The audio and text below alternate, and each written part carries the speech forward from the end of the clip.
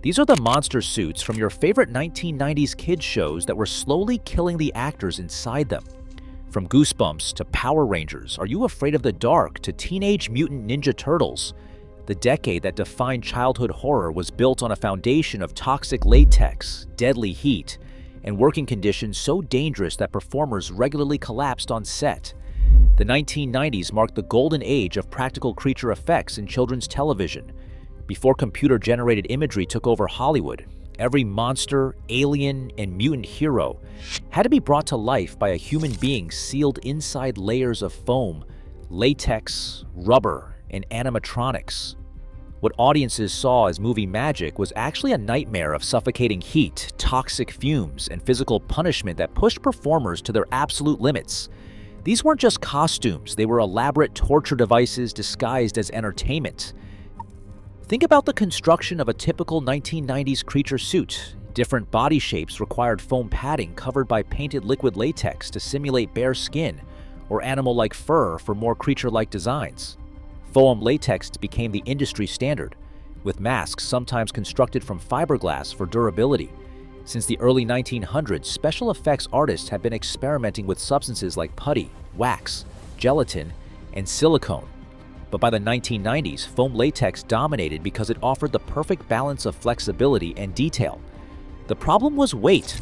Modern creature suits average around 100 pounds using materials like foam latex and silicone. But earlier designs were even more punishing. The original Godzilla suit from 1954 exceeded 200 pounds due to tire rubber and structural reinforcements. When you are talking about actors wearing the equivalent of another human being strapped to their bodies, every movement becomes an ordeal. The Teenage Mutant Ninja Turtles movie of 1990 showcased both the practical effects artistry and the depths of performer suffering.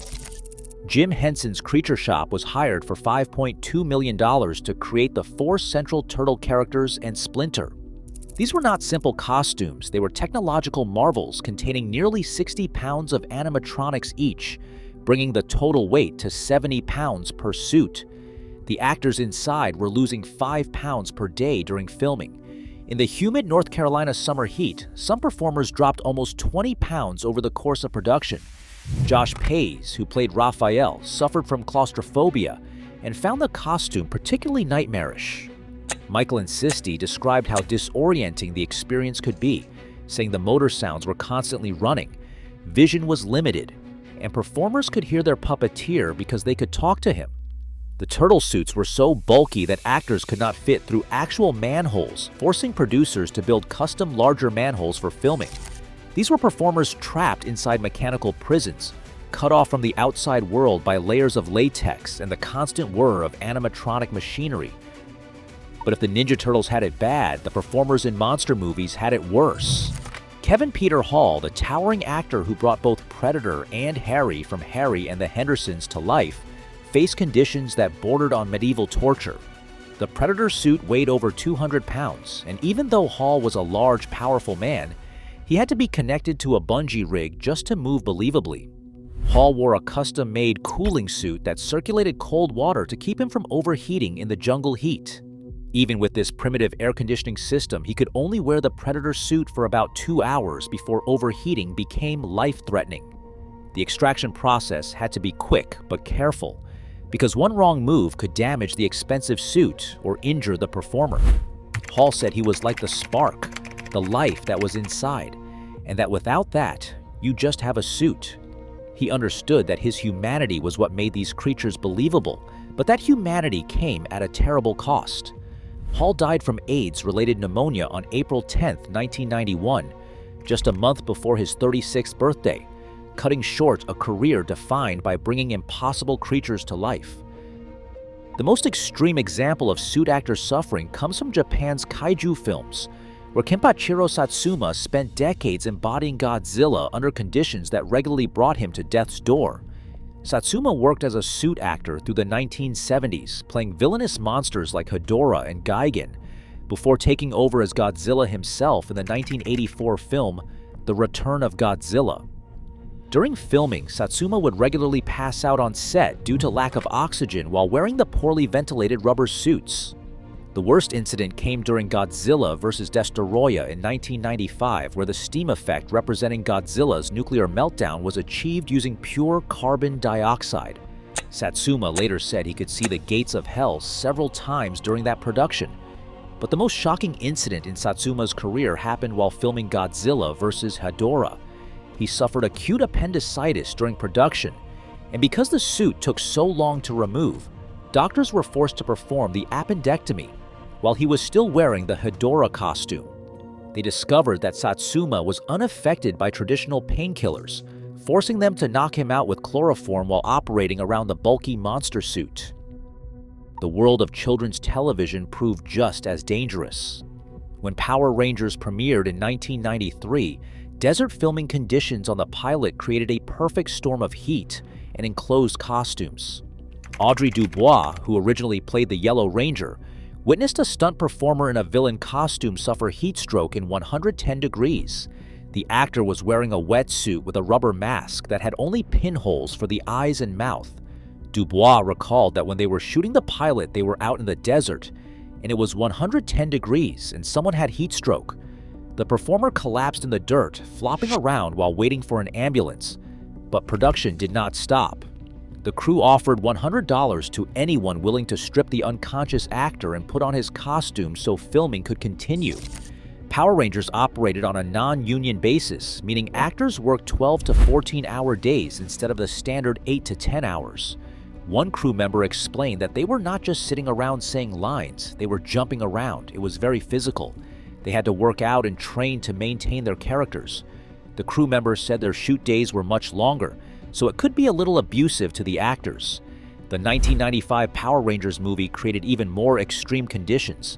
The performers were sweating so profusely inside their suits that they could develop hypothermia just by stepping outside into normal air temperatures. The shock of going from extreme internal heat to regular room temperature created dangerous temperature swings that put performers' health at risk. Even shows that seemed gentler carried hidden dangers. Goosebumps, which premiered in 1995 and became a cultural phenomenon with 7.9 million households watching the Haunted Mask episode, relied heavily on practical creature effects created by Ron Stefanik and Alan Doucette. While the show's monsters looked less physically demanding than full-body suits, the latex masks and prosthetics still trapped heat and limited visibility. The commitment to realism sometimes pushed child actors into uncomfortable situations. When filming the scene where Carly Beth bites into a sandwich containing a worm, the production originally planned to use a rubber prop, but actress Catherine Long insisted on using a real worm for authenticity. The scene required 12 takes to get right, meaning Long had to repeatedly bite into actual earthworms. Are You Afraid of the Dark began airing in 1992 and featured creatures that were often more subtle but no less demanding for performers. Filmed primarily in Montreal to take advantage of Canadian tax incentives, the show's monsters required actors to work in often uncomfortable prosthetics and masks that limited vision and breathing. The Flash television series, which ran from 1990 to 1991, attempted to solve the overheating problem with an innovative approach that ultimately failed. John Wesley Shipp's initial fittings involved being covered in Vaseline and wrapped in cellophane to protect his skin, while latex pieces were glued directly to a spandex-based suit. The costume was then filled with water and sealed, creating a primitive water cooling system. The waterbed suit concept was quickly abandoned because the water could not be kept cool enough to be effective.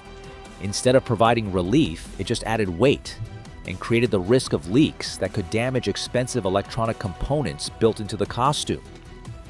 These were not isolated incidents of poor planning or bad luck. They were systemic problems built into an industry that prioritized visual effects over human safety. Toxic materials, extreme heat, crushing weight, and dangerous working conditions were simply accepted as the cost of bringing fantastic creatures to life. Jim Henson, despite creating some of the most beloved creature effects of the era, was reportedly unhappy with the violence in the Ninja Turtles film, calling it excessive, pointless, and not his style. Even the master of creature creation recognized that something had gone wrong in the pursuit of increasingly realistic and physically demanding effects. The legacy of these toxic monster suits extends beyond individual performers to an entire generation of actors whose health was sacrificed for our entertainment. Kevin Peter Hall and Kenpachiro Satsuma both died relatively young.